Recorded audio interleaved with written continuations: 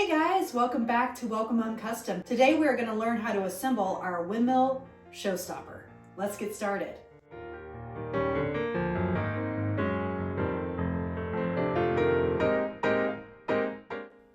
All right, so we're going to jump right into the files.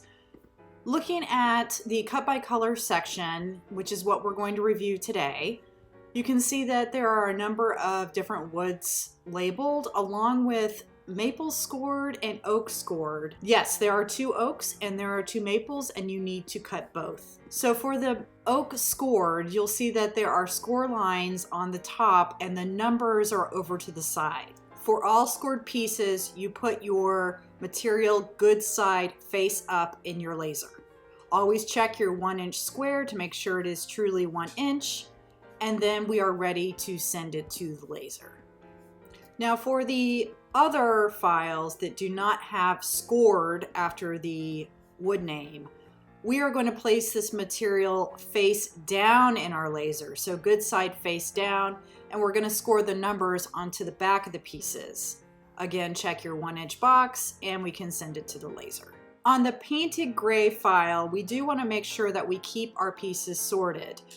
Dark, light, and medium gray, as shown on the file. The easiest way I found to do this was to actually grab some blue tape, and I'm going to just sort them right in my laser. So I'm going to put all of my medium gray on one piece of tape, all of my light gray on one piece of tape, and all of my dark gray on one piece of tape. For an in-depth tutorial on how to paint rusted galvanized steel, check out my stained glass windmill video. So now it's time to start assembling. First, we're going to want to grab out our color planner. This will help us figure out where all of our numbers should go on the windmill design. Next thing I recommend doing is sorting your pieces 1 through 10, 11 through 20, 21 through 30, and so on. That way everything is very organized and easy to lay out as you move along. This quilt does have a lot of pieces, and we do use letters as well as numbers.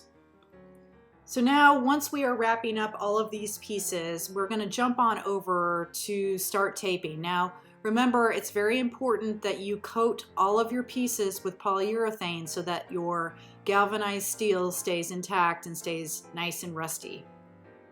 So what we're doing here is we are pushing all of the pieces together, giving them a tight fit, and then once they are pushed together, we tape them in place.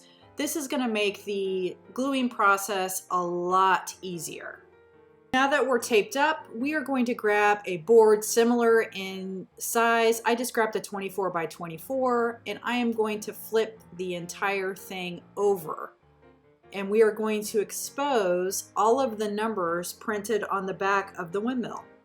Next, we're going to grab out our glue and just pour it right onto our backer. I'm going to use a silicone spreader tool that I'm going to just spread the glue out evenly across the backer. I find that this tool works great because it leaves ridges in the glue, giving the wood design something more to adhere to. Now I'm going to take the backer and place it right on top of the windmill and then flip everything back over. I'm checking my edges to make sure everything is lined up, and now I'm going to carefully peel back the tape. I honestly had never tried this painting technique before, so I just wanted to make sure that the polyurethane that I used truly did help keep the rust intact, and it was perfect. I could not have been more pleased. Now from here, I would recommend taking your backer that you used to flip and put it on top and then weigh it down.